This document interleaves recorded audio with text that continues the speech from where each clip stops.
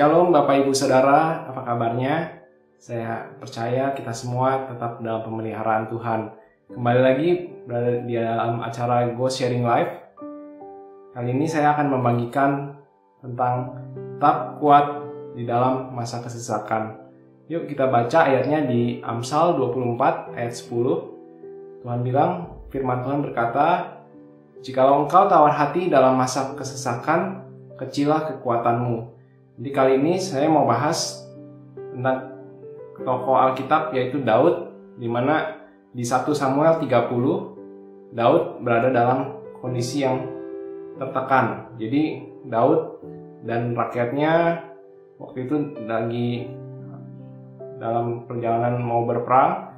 Terus ketika mereka kembali ke tempat mereka lihat satu kampung mereka itu diserbu oleh Amalek. Jadi istri dan anak-anak mereka ditawan, harta benda dirampas.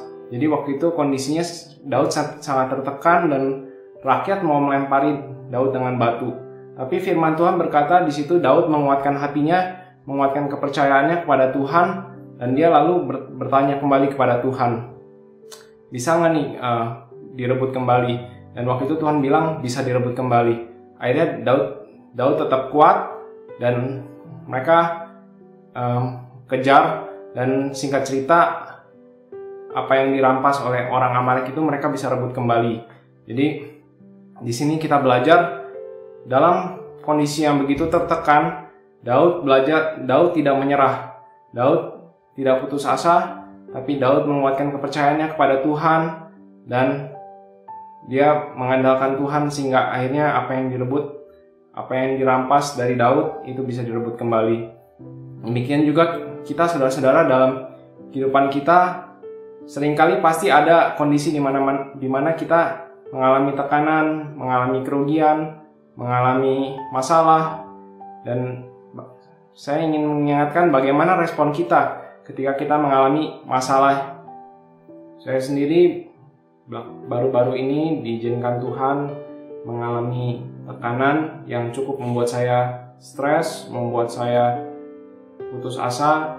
Tapi kemudian saya diingatkan kembali, ketika saya putus asa dalam tekanan, maka itu tidak membantu apa-apa. Sehingga akhirnya saya lewat setiap proses yang ada, saya belajar untuk menguatkan kepercayaan saya kepada Tuhan dan terus mengandalkan Tuhan. Dan saya percaya proses ini pun akan saya lalui sebagai pemenang.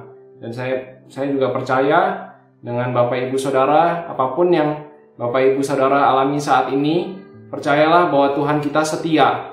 Dan Tuhan kita tidak pernah meninggalkan kita dan tidak akan membiarkan kita. Sehingga kita bisa percaya, kita bisa pegang janjinya bahwa Dia akan membawa kita keluar sebagai pemenang. Demikian sharing dari saya berharap Bapak Ibu Saudara terus percaya kepada Tuhan dalam kondisi apapun yang dialami saat ini, dan saya berdoa Tuhan akan membuka jalan bagi kita semua. Semoga sharing kali ini memberkati. Tuhan Yesus memberkati.